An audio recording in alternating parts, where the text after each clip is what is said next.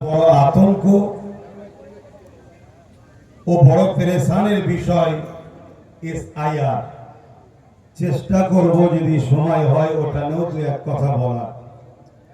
কেন আহলে সুন্নাত ওয়াল জামাত ধর্মপ্রেম, মানব প্রেম, দেশপ্রেম, এই তিনটে বিষয়ের উপরে আহলে সুন্নাত ওয়াল জামাত কাজ করে। তাই আমরা দেশের ব্যাপারেও কথা বলার অধিকার রাখি, মানুষের ব্যাপারেও কথা বলার অধিকার রাখি, পাশাপাশি ধর্মের ব্যাপারেও কথা বলার অধিকার রাখি। তবে মনে রাখবেন, আমরা যে কথাগুলো বলি এ কথাগুলো তথাকথিত রাজনীতির নেতাদের মতো মিথ্যা বলি বলে যায় না। আমরা যেটা বলি সত্য কথা বলি, ন্যায়ের পক্ষে বলি, ইনসাফের পক্ষে বলি, মানবতার পক্ষে বলি। সেই কথাগুলোই আমরা বলি যে কোনো বাস্তব ঘটছে তাই।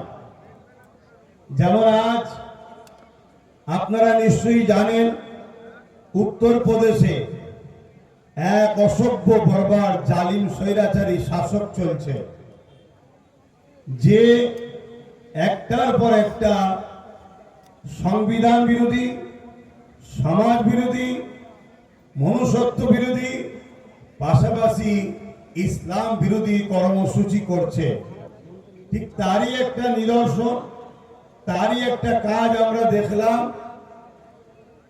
গত কয়েক মাস আগে উত্তরপ্রদেশের কানপুরে আইলা মোহাম্মদ রাসূলুল্লাহ সাল্লাল্লাহু আলাইহি ওয়াসাল্লাম, এক যুবক, সে তার ভালোবাসার বহিঃপ্রকাশ একটা ব্যানারে করেছে।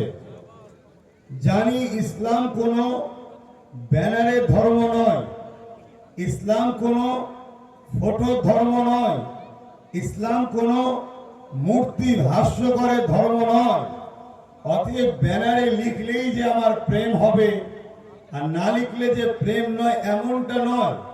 কিন্তু আমার একটা ভাই, সে আইলা মোহাম্মদ সাল্লাল্লাহু আলাইহি ওয়াসাল্লাম লিখে সে ঈদে মিলাদুন নবীর র্যালি, মিছিলে, জুলুসে হাঁটছিল, এই উদ্দেশ্যে লিখেছিল।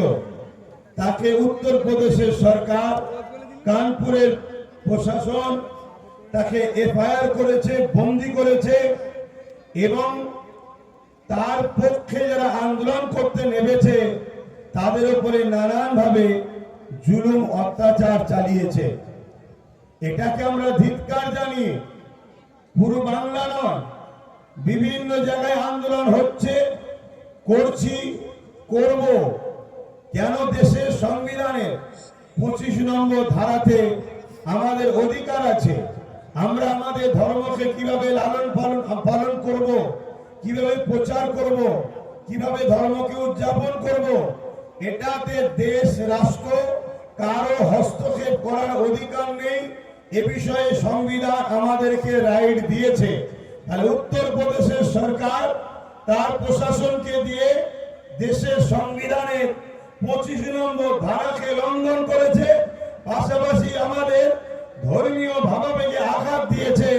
এর তীব্র প্রতিবাদ আগামী দিন আরো হওয়া দরকার আছে না নয়?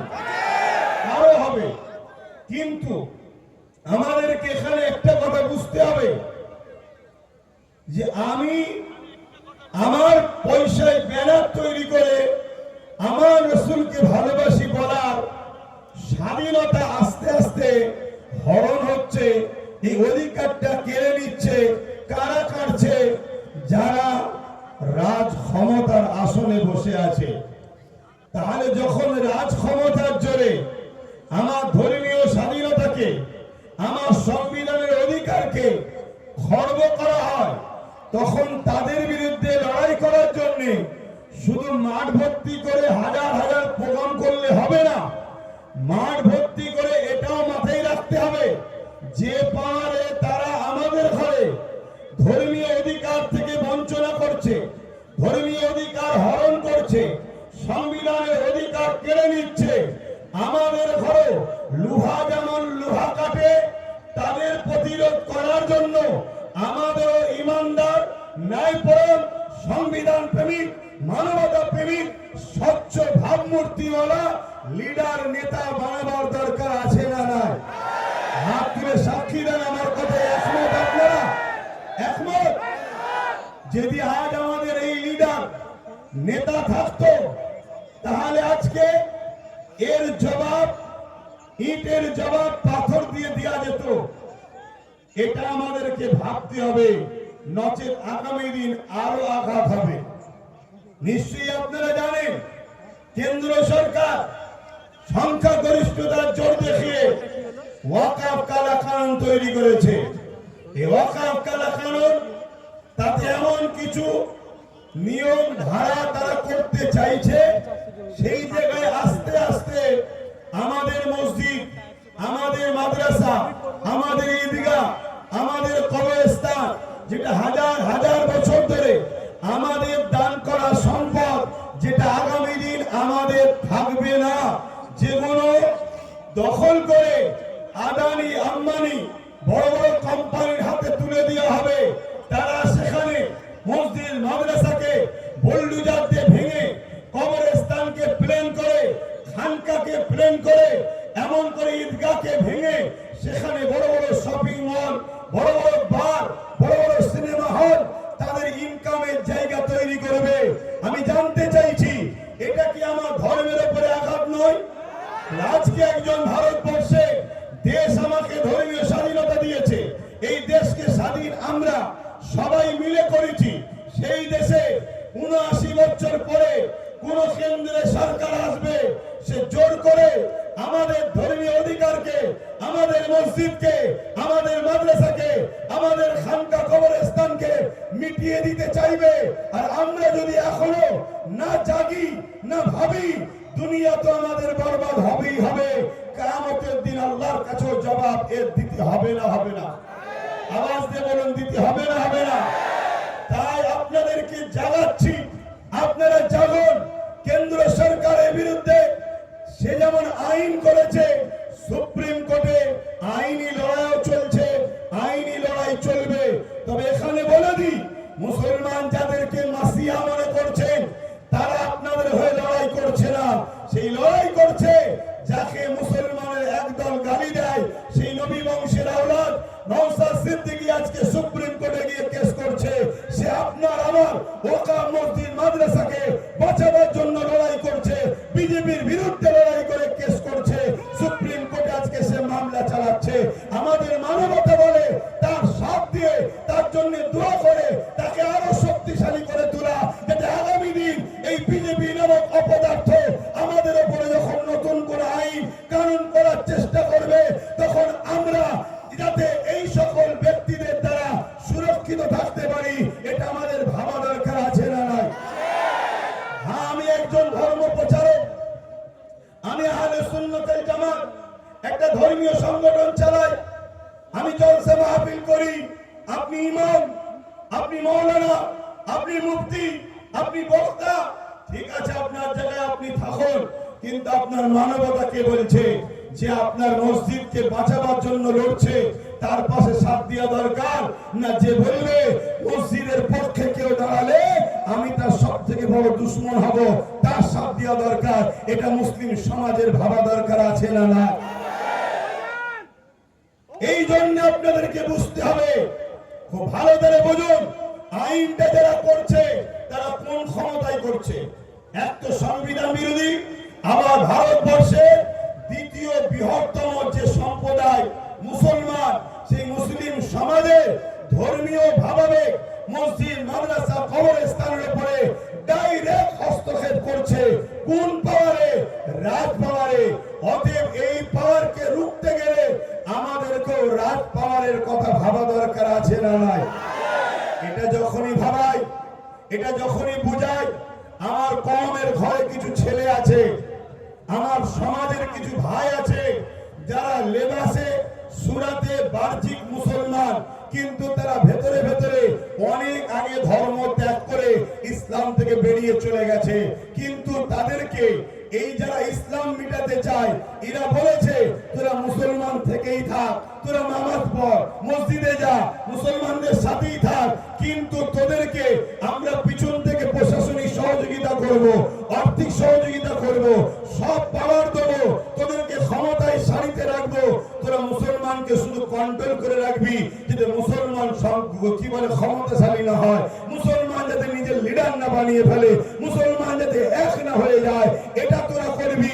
এরা সময় আসতে বাকি, দেখবেন সব চুপচাপ করে লাভ মেরে ইসলাম ছেড়ে বেরিয়ে চলে যাবে, তখন আমাদের কি দশা হবে? আমি এটা গল্প বলছি না। এই স্টেজটা করেছে এমন এক জায়গায়, একটা ভুল স্টেজ করেছে। আমি এই সূর্যের তাপের এই দিকে তাকাতেই পাচ্ছি না, কথা বুঝে আসছে? একটুখানি এরম লম্বা লম্বা করতে হয়, নাই একটু কেরাচে করতে হয়, যাই হোক। তো ভাই আপনাদের অসুবিধা হচ্ছে নাকি? আজকের এই লড়াইটা কিসের? এখানে কোন রাজনীতির মিটিং এটা নয়, কিন্তু বড় দুঃখের বিষয় রাজনীতির বিরুদ্ধে আমাদেরকে বলতে বাধ্য হচ্ছে। কেন? রাজনেতারা তারা লোকেদের রুজি রুটি, চাকরি, কারবার, পড়াশোনার কথা ছেড়ে দিয়ে তারা ক্ষমতার জোরে আমার ইসলামকে মিটাতে চাইছে, তারা ক্ষমতার জোরে আমার মসজিদকে মিটাতে চাইছে, ক্ষমতার জোরে আমার কবরস্থানকে মিটাতে চাইছে, ক্ষমতার জোরে আমার আল্লাহর সামনে গোস্তাখি করছে। এই বাংলাতে ব্যারাকপুরের ভাটপাড়াতে এক মানবরূপী পশু বেরিয়েছে, এ আরেক জাহান্নামের কুকুর। আপনারা দেখেছেন তো নাকি? এ আরেকটা জাহান্নামের কুকুর। ও বলছে কি ইসলামে নাকি রেপ করা কোনো পাপের বিষয় নয়, ইসলাম নাকি রেপ করাকে খারাপ বলেনি। বলুন, আপনি পাপী, আমি পাপী, আমি ইসলাম ঠিকভাবে মেনে চলতে পারিনি, আপনি মেনে চলতে পারেননি, এটা আমাদের ভুল। কিন্তু আমার ধর্মের উপরে এত বড় মিথ্যাকে ইলজাম দেবে, এটা কি মেনে নেওয়া যায়? বলুন আপনাদের বিবেকে, যে ইসলাম নারীদেরকে জ্যান্ত পুঁতে দেওয়া হচ্ছিল, ইসলাম নারীদেরকে বাঁচার অধিকার দিয়েছে, ইসলাম নারীদের পায়ের তলায় আল্লাহর জান্নাত দিয়েছে। আল জান্নাতু তাহতা আকদামুল উম্মাহাত, প্রত্যেকটা মায়ের পায়ের তলায় জান্নাত। মা হলো নারীর জাত। আজকে সেই ইসলাম, যে ইসলাম বলেছে রেপ তো দূরের কথা, কেউ যদি ধর্ষণ করে, এই কেউ যদি জেনা করে, রেপ মানে জেনা করে, তারপরও তাকে গলা পর্যন্ত পুঁতে পাথর নিক্ষেপ করার কথা আছে। তাহলে সেই ইসলামে কি রেপ করা ভালো কাজ? বলেন, আজকে এত বড় আঘাত দেওয়া হলো, তথাকথিত মুসলিম নেতাগুলো কোথায়? তথাকথিত মুসলিম রাজনীতির নেতাগুলো কোথায়? আর আমার বাংলার যিনি মুখ্যমন্ত্রী, তিনি বলেছিল বিজেপিকে রুখতে আমাকে সাথ দাও, বিজেপির হাত থেকে পুরো দেশে আপনাদেরকে বাঁচাবো। বলেছে হাকিনা? জোরে বলেন, বলেছে হাকিনা? কলকাতার রেড রোডে গিয়ে ঈদের নামাজে বলেছে, মনে পড়ছে? তাহলে আজকে আমার প্রশ্ন, বাংলার মুখ্যমন্ত্রীকে মুসলমানরা ভোট দিলে বিজেপির হাত থেকে রক্ষা করবে বলে আজকে সেই বিজেপির একজন নেতা অর্জুন সিং তার নাম, সে বলছে ইসলামে নাকি পাপ করা কোনো, রেপ করা কোনো খারাপ কাজ নয়। তার বিরুদ্ধে হাজার হাজার কেস হলো পশ্চিম বাংলা সরকারের, এবং মমতা পুলিশ মন্ত্রী হওয়ার পরে এখনো অর্জুন সিং অ্যারেস্ট হচ্ছে না কেন? এ বিষয়ে প্রশ্ন করার দরকার আছে না? আছে না? এই প্রশ্ন করাতে কোন টিএমসি যদি মুসলিম নামদারি নেতা, সে যদি বলে আব্বাস সিদ্দিকী ভুল বলছে, আমি তার বিষয়ে দুটো কথা বলবো, হয় ওর গুড়াই গন্ডগোল আছে, আর নয় মুসলিম ঘরে জন্ম হয়ে এখন বেঈমান হয়ে গেছে। এই কথাটা কি বলা ভুল হবে? তুই যদি ইসলামেরই হোস, তোর হাতে তো পাওয়ার আছে, তোর তো উচিত মমতাকে চিঠি করা যে আমি আপনার দলের একজন সক্রিয় কর্মী, আমি আপনার দলের একজন নেতা, আমি আপনার দলের জন্য লড়ছি, আপনার দলের জন্য মারপিট করছি, আপনার দলের জন্য মুসলিম ভাইকে কেস দিচ্ছি, আপনার দলের জন্য মুসলমানদেরকে মারছি, সব করছি। আজকে অর্জুন সিং যার বিরুদ্ধে টিএমসি বলছে আমি বিজেপির বিরুদ্ধে, তাহলে এই যে সুযোগ, সংবিধান বিরোধী একটা কথা বলেছে, ইসলাম বিরোধী একটা কথা বলেছে, সমাজে দাঙ্গা শুরু হবে, এত যখন কেস করেছে ওকে জেলে ভরে রেখে দেওয়ার সুযোগ, ওকে জেলে ভরা দরকার আছে না নাই? কিন্তু ভরছে কি? ভরছে না। ভরবে কাকে? নিরীহ গরিব মানুষদের ঘরে, দুর্বল অসহায়দের ঘরে।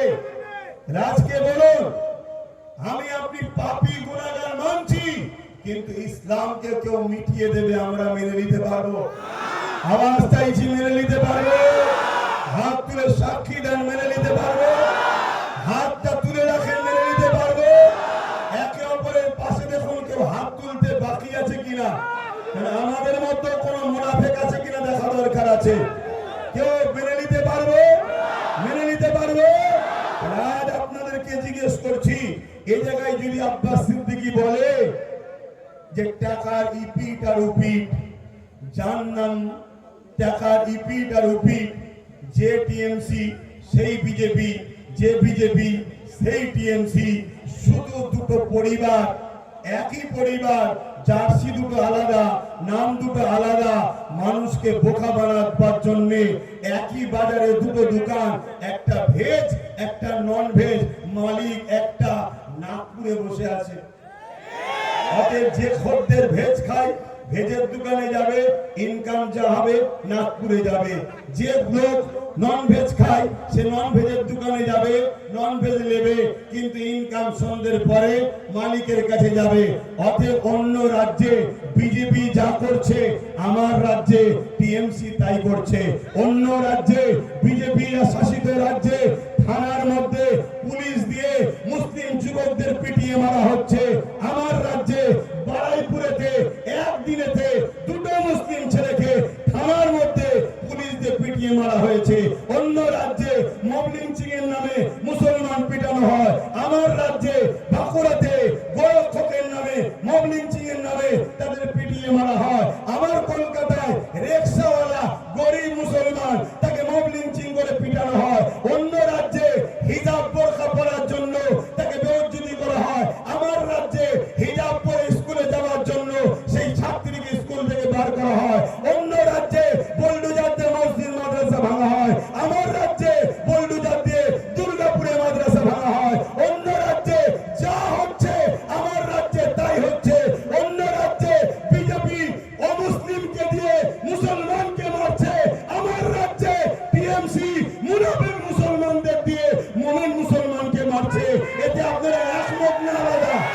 হাত তুলে বলেন, একমত না আলাদা? একমত না আলাদা? আব্বাস সিদ্দিকী যে কথাগুলো বলছে সত্য না মিথ্যা? সাক্ষী দেন, সত্য না মিথ্যা? এই জায়গায় দাঁড়িয়ে থেকে আমার কওমের ভাইদের বাঁচাবার জন্য একজন ধর্মগুরু হিসাবে আমার ভাবা দরকার আছে না নাই?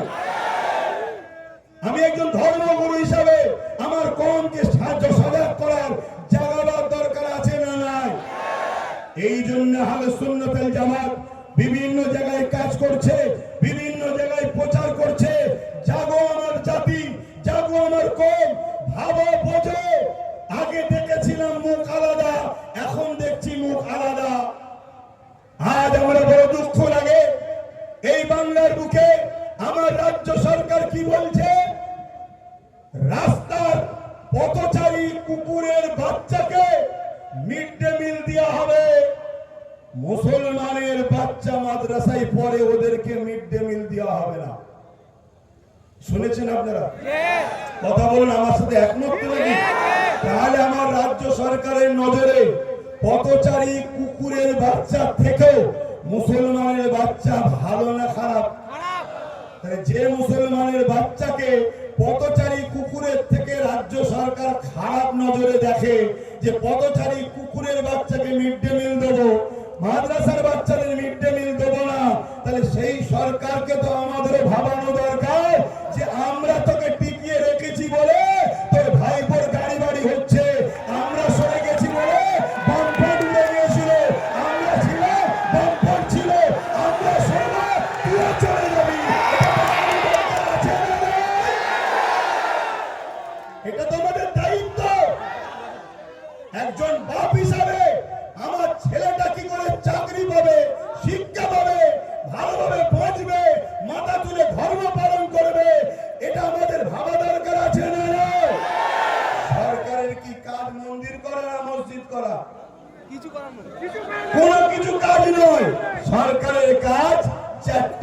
নাগরিককে দিতেই হবে শিক্ষা, স্বাস্থ্য, কর্মস্থান, বাসস্থান সরকারকে দিতেই হবে। এটা সংবিধানের রুলস। শিক্ষা, স্বাস্থ্য, কর্মস্থান, বাসস্থান। বলুন সরকার আমাদেরকে শিক্ষা দিচ্ছে? 25,000-এর উপরে স্কুল বাংলায় বন্ধ, উত্তরপ্রদেশেও বন্ধ, আসামেও বন্ধ, গুজরাটেও বন্ধ। ওখানে বিজেপি বন্ধ করছে অর্থাৎ আরএসএস এর ইশারায়, আর এখানে মমতা বন্ধ করছে আরএসএস এর ইশারায়। আর বাংলায় আরএসএস এর স্কুল খোলা হচ্ছে, সেখানে প্রকাশ্য অস্ত্র ট্রেনিং দেওয়া হচ্ছে। আর এই পাশে পূর্ব মেদিনীপুরে আর এক কমনাল ভূত বেরিয়েছে, কিছুদিন আগে ইফতার করত মুসলমানের সাথে, এখন কমনাল হয়ে গেছে। ও দিন রাত মুসলমানকে গাল দিচ্ছে, জিহাদি বলছে, রোহিঙ্গা বলছে, আর ওকে পাহারা দিচ্ছে কে? রাজ্য সরকারের পুলিশ। তার মানে তুই যা মুসলমানদের গাল দে, ভয় দেখা, আর আমি বলবো আমার থেকে সরে গেলে ভোট ভাগ হলে বিজেপি চলে আসবে। অতএব মুসলমান আমার কোলে ফিরিতে থাকবে, আর আমি থাকবো। দাদা যা কাজ করছে আরএসএস এর ইশারায়, আমি সেই কাজটাই তো করে দেবো। শোনেন, পশ্চিম বাংলাতে বিজেপির লক্ষ্য নাই। যদি পশ্চিম বাংলায় বিজেপির লক্ষ্য থাকতো, একটা কথা শুধু মাথায় ঢোকেন, পশ্চিম বাংলায় বাঙালি থাকে না বাঙালি? জোরে বলুন। তাহলে বিজেপি কখনো বাঙালিদের ঘরে গাল দিত? বাঙালিদের ঘরে উড়িষ্যায় মারত? বাঙালিদের উপর জুলুম করত? তার মানে কি বিজেপি টিএমসি কে ক্ষমতায় আনার জন্য এই অফার গুলো করে দিচ্ছে? কথা বুঝে আসছে? কেন অন্য কেউ যদি এসে যায় তাহলে কিন্তু আরএসএস এর ঘটি এই বাংলায় ছিল না, থাকবে না। বিগত দিন তো বামও ছিল, কংগ্রেস ছিল, তারা অনেক ভুল করেছে, অস্বীকার করবো না আমি, কারণ একজন আমাকে সত্য কথা বলতে হবে। কিন্তু এটা স্বীকার করতে হবে, বাম কংগ্রেসেরা বলে এই বাংলায় কিন্তু বিজেপিকে দেখা যায় না, ঠিক না ঠিক? ওই গুজরাটিদের ঘরের রাস্তা তো আপনি দেখিয়েছেন, ওরাই বাংলার রাস্তা চিনত কি করে? আপনি তো দেখিয়েছেন 1998 সালে অটল বিহারী বাজপেয়ীর হাত ধরে দল তৈরি করলেন, অটল বিহারী বাজপেয়ী অর্থ দিলেন, আস্তে আস্তে রেলমন্ত্রী হলেন, কয়লা মন্ত্রী হলেন, যোগ সাজ করে আস্তে আস্তে বাংলায় আপনি ওই বিজেপিকে আস্তে আস্তে এনেছেন। আনন্দবাজার পত্রিকার একটা ফ্রন্ট পেজে খবর বেরিয়েছিল, মমতা ব্যানার্জি বলছে বিজেপিকে ফন্ডে এনে লড়বো। কেন? বিজেপি যদি বিরোধী দল থাকে তাহলে মুসলমানকে যতই মারো, যতই জুলুম করো, যতই অত্যাচার করো, মুসলমান যেই আমার কোল থেকে নামবে আমি হুম্বুরির মা দেখাবো। হুম্বুরির মা দেখেছেন তো নাকি? ছোটবেলায় বাচ্চা ঘুমোতে না চাইলে মায়ের কোল থেকে নেমে গেলেই অমনি বলে ছেলে ধরা হুম্বুরির মা আসবে। কে হুম্বুরির মা? তারই ঘরের কেউ একজন বড় ক্যাতা বা কিছু চাদর জড়িয়েছে, ভয় দেখাতো, করে ভয় দেখাতো, আর বাচ্চা ভয়তেই মায়ের কোলে উঠে পড়তো। তা মমতা বিজেপিকে হুম্বুরির মা বানিয়েছে। যে আমরা নাপতে যাই, যে আমরা কিছু বলি, অমনি বলে ওই দেখো হুম্বুরির মা আসছে, অমনি হেলিকপ্টারে করে চলে এলো। কে টাকলা আসছে, কে মোটা আসছে, কে রুগা আসছে, কে দুবলা আসছে, তারা এসে বলছে তাড়িয়ে দেবো, মেরে দেবো, কেটে দেবো, হ্যান করবো, ত্যান করবো, কিচ্ছু না, শুধু ভয় দেখাচ্ছে যাতে আমরা অন্য কারো কোলে না চলে যাই।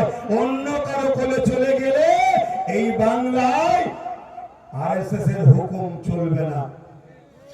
কথা মাথায় ঢুকছে? আর বাংলা অন্য রাজ্যের মতো নয়।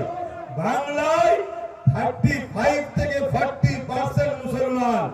যদি মুসলমান বাংলার তকদির নিয়ন্ত্রণের ওসিলা যদি না হয়, মুসলমানকে সবাই জামাই আদর করে কেন? কিন্তু দুঃখের বিষয়, আমরা নিজেদের ঘরে নিজেরা নুন না বানিয়ে তেজপাতা বানিয়ে দিয়েছি। আরে নুন বানাও। নুন কথাটা শুনতে খারাপ লাগতে পারে, কিন্তু নুন বেশি নিলেও বিপদ, না নিলেও বিপদ।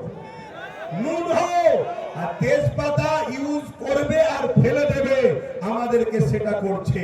এখন আমি সংক্ষেপ করবো, কেন যেতে হবে, আপনাদের অসুবিধা হচ্ছে না তো? শেষ একটা বিষয় শুধু বলে যাব, এসআইআর বিষয়টা কি? এসআইআর বিষয়টা কি? অ্যাকচুয়ালি ভারতবর্ষের আগে 12 বার তা 13 বার এসআইআর হয়েছে। নির্বাচন কমিশনরা বলছে 8 বার হয়েছে। আমি এটা ধরেই চলছি। এসআইআর দেশের জন্য হওয়া ভালো, কিন্তু বর্তমান যে এসআইআর হচ্ছে এই এসআইআরটা হলো রাজনীতির এসআইআর। এটা আমাদের জন্য বড় ভয়ঙ্কর, দেশের জন্য ভয়ঙ্কর। এ থেকে আমাদের সবাইকে সজাগ হওয়া দরকার আছে না না? কিন্তু আমি আপনাদেরকে প্রশ্ন করব, এই রাজ্য সরকার কি বলেছিল? আমি বেঁচে থাকতে এসআইআর হতে হতে এসআইআর শুরু হয়েছে না হয়নি? রাজ্য সরকার আজকে বলো সে বেঁচে আছে না মরে গেছে? আজকে স্যার হলো কেন? এই কৈফিয়ত দেওয়া দরকার আছে না না? অথচ আমার ভারতবর্ষে অনেক রাজ্যে তারা তাদের বিধানসভাতে বিল পাস করে এসআইআর কে তাদের রাজ্যে রুখে দিয়েছে। আজকে মুসলমান আমরা রাজ্য সরকারকে 215টার উপরে এমএলএ দিলাম, তারাও তো বিধানসভায় বিল পাস করতে পারত যে আমার বাংলায় এসআইআর আমরা চাই না, এই বিল করা দরকার ছিল না ছিল না? কিন্তু বাইরে বলছে এসআইআর হতে দেব না, যদি হয় লড়াই করব, একটা নাম বাদ গেলে ছাড়বো না। উপরন্তু 221 কোটি টাকা এসআইআর যাতে হয় রাজ্য সরকার খরচ করছে। আমি যে কথাগুলো বলছি রেকর্ড হচ্ছে না হয়নি? অতএব হুচুকে বাঙালির মতো লাফালে হবে না। তোমার মধ্যে যারা পরিমাণ যদি ইনসানিয়ত থাকে, তুমি যদি ইসলামের ঘরের সন্তান হও, তাহলে এই কথাকে যাচাই বাছাই করো, কই আব্বাস সিদ্দিকীর বিরোধী করো। তাহলে 221 কোটি টাকা এসআইআর যাতে হয় এর জন্য রাজ্য সরকার বাজেট করেছে। আর 90,000-এর কাছাকাছি লোক যাতে অফিসার এসআইআর দ্রুত করতে পারে, এই অফিসার রাজ্য সরকার নির্বাচন কমিশনারকে দিয়েছে 90,000-এর উপরে। তাহলে বলুন রাজ্য সরকার এসআইআর এর পক্ষে না বিরুদ্ধে? বলুন। কিন্তু এরপরে আপনাদেরকে বলে যাব, আপনারা ঘাবড়ে গিয়ে ভুল পদক্ষেপ নেবেন না।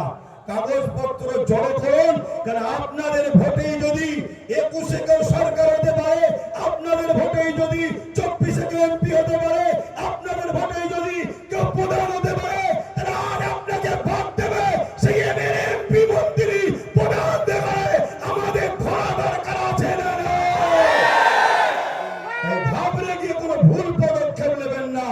কাগজ জোগাড় করুন। আর নামের একটু ভুলের জন্য অনেকে টেনশন করছে, খবরদার টেনশন করবেন না। বিশ্বাস যদি রাখেন, একটা কথা বলবো, চোখ কান খুলে রাখুন, কাগজ তৈরি রাখুন, নিজের জমি জায়গা পরিচয়পত্র যা আছে রেডি রাখুন। এতটুকু মনে রাখবেন, এই দেশ মোদি অমিত শাহ কারো বাবাকালী সম্পত্তি নয়। যদি কারো উপরে জুলুম হয়, আমরা পাবলিক যারা দেশকে বিদায় করেছি, আমাদের পূর্বপুরুষদের অবদান আছে, আমরা সংগঠিত ঐক্য হয়ে রাজনীতির বাইরে গিয়ে জনগণ ভারতবাসী এক হয়ে যেভাবে ব্রিটিশদের বিরুদ্ধে লড়াই হয়েছে, আমরা লড়াই আমরা করবো। রাজি আছে? রাজি থাকেন উঠে দাঁড়ান। কিন্তু মনে রাখবেন, একটা লোক যদি জুলুম হয়, এর জন্য বিজেপি যেমন